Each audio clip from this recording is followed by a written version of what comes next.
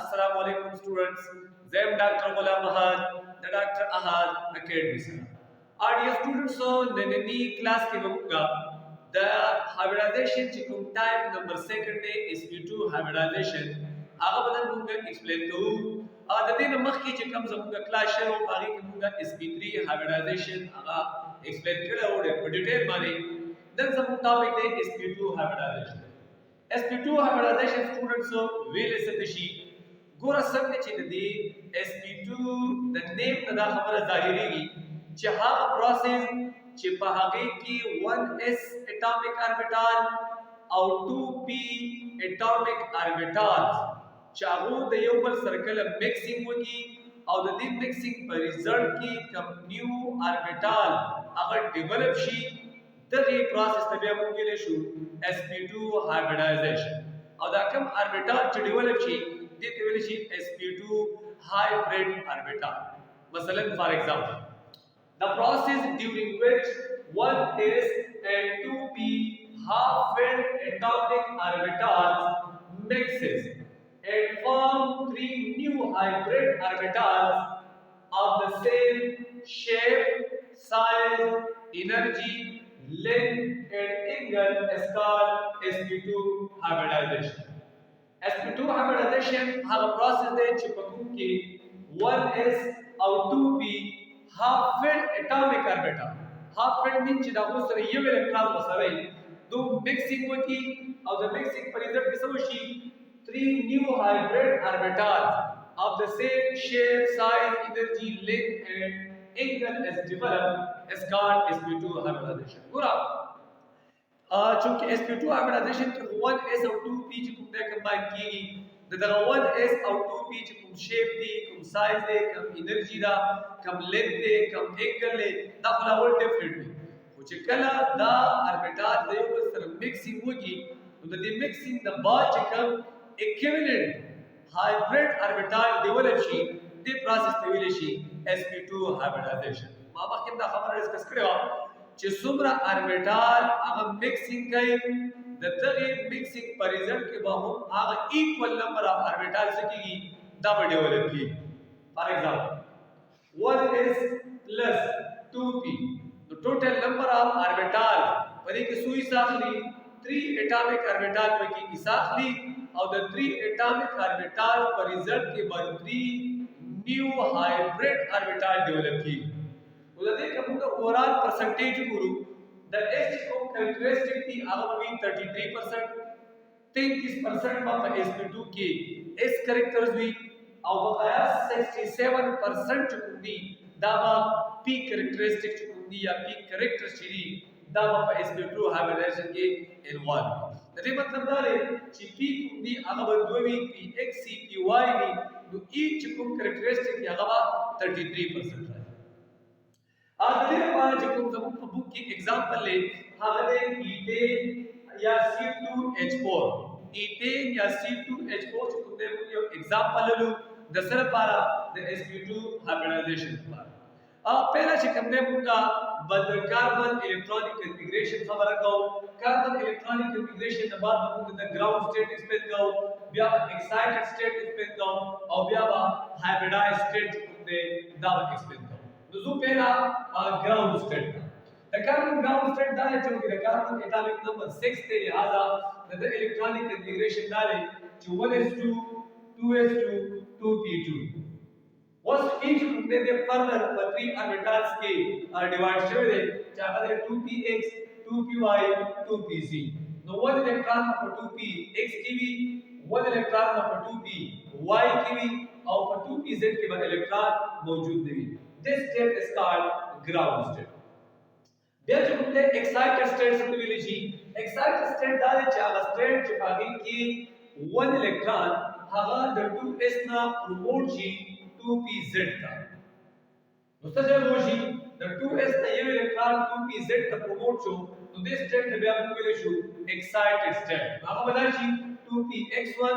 2py1 and 2pz1 دا زموږ سره excited form یا excited state. ګوره یا سره چې کله الکترون د 2s نا 2pz ته پروموټ کیږي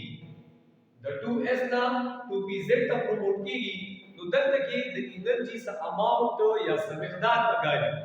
د انرژي چې کوم دلته کې درکار وي د انرژي ته ویل شي ایکسایټیشن انرژي ترشي کلاس کې ما دا خبر کړو چې د 2s نا 2pz ته الکترون پروموټ کیږي نو 675.5 کیلو جول انرژي چې کوم دا درکار وي او د انرژي ته ویل شي ایکسایټیشن انرژي دا راځي چې ایکسایټیشن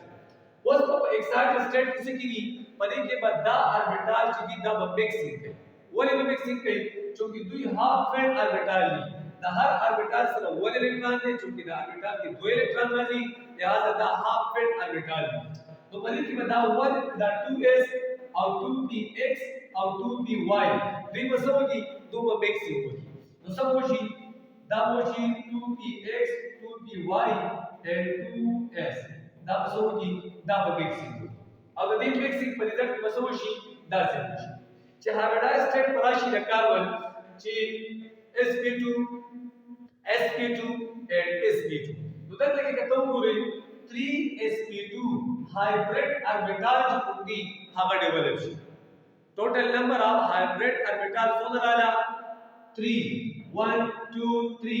these are called hybrid orbital hybrid orbital څه ویل شي هغه orbital چې هغه په مکسینګ کې ځای په hybridization کې د حساب لري دته hybrid orbital ویل شي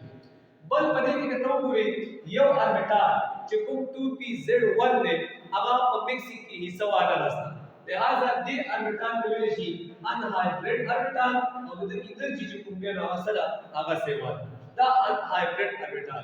हाइब्रिड और अनहाइब्रिड के फर्क दार है वो सगे रिपीट को हाइब्रिड ऑर्बिटल आगे के लिए शी जो को बॉन्ड की साली मतलब को हाइब्रिडाइजेशन की सवावस्था और अनहाइब्रिड ऑर्बिटल आगे दी चागा बॉन्ड की सा